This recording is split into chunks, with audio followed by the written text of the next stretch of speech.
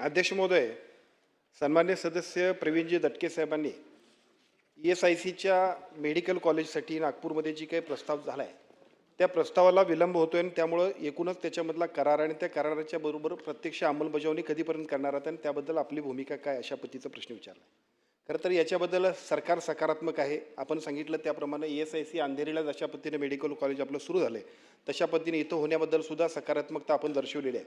फक्त याच्यामधली एक तांत्रिक बाब आहे की ज्या तांत्रिक बाबीबद्दल आम्ही संबंधित राज्य कामगार विमा मंडळाच्या दिल्ली ऑफिसला आम्ही एक मसुद्यामध्ये बदल करण्याबद्दलची एक विनंती केली.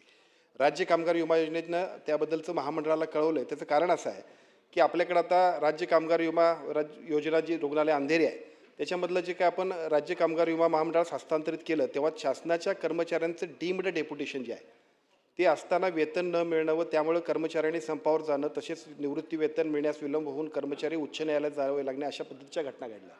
याच्यातली दुरुस्ती आणि त्याच्यामध्ये मसुद्यात बदल करावा आणि त्या पद्धतीने आपण त्याला मान्यता द्यावी एवढ्याबद्दलचा मसुद्यातला बदल करून MOU करण्यासाठी आम्ही त्यांना विनंती केली आणि ते झालं की आम्ही सगळी मंडळी त्याला संमती देऊ. पहिला मुद्दा.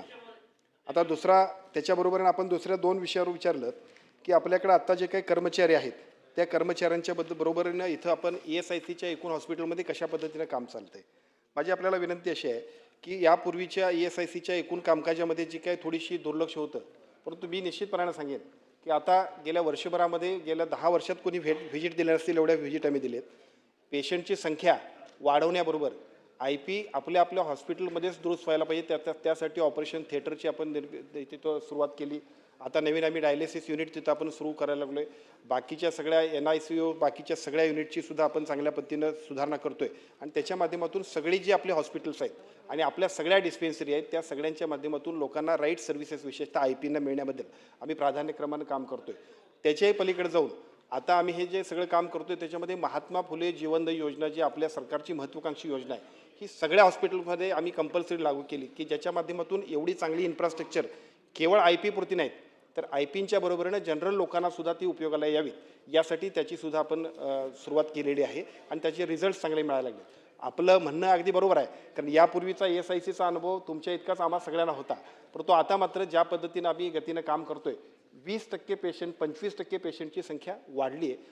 आमचा अपेक्षित असं आहे की 25% नाही किमान 70% आम्ही गेलो पाहिजे तरच खऱ्या अर्थाने हे सगळं इन्फ्रास्ट्रक्चर उपयोगाला येईल. एक आणखीन मुद्दा आपण सांगितला की नागपूरमध्ये काही मशिनरी खरेदी केलीत आणि त्या तशाच पूर्ण आहेत. मला असं वाटतं की जर हे असं असेल तर आजच्या आज त्याची आम्ही चौकशी लावू आणि जे दोषी असतील त्या सगळ्यांच्यावरती कडक कारवाई करू कारण शेवटी शासनाच्या तिथल्या यंत्रणांची ती जबाबदारी आहे.